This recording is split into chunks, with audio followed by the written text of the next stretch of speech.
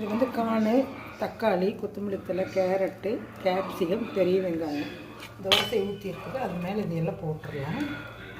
பீஸா தோசை, நம்ம வீட்டு பீஸா தோசை.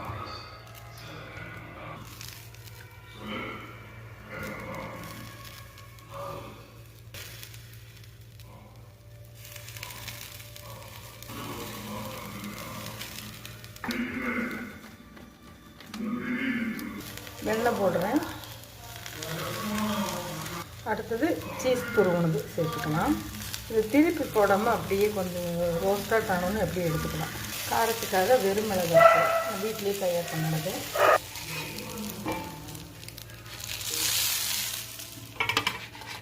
நம்ம பீஸா தோசை ரெடி ஆயிடுச்சு. நீங்களும் இதே மாதிரி செஞ்சு சாப்பிடுங்க. பிடிச்சிருந்தால் லைக் பண்ணுங்கள், ஷேர் பண்ணுங்கள், சப்ஸ்கிரைப் பண்ணுங்கள், பெல் பட்டன் அழுத்துங்க. காலை வணக்கத்துடன் தேங்க்யூ.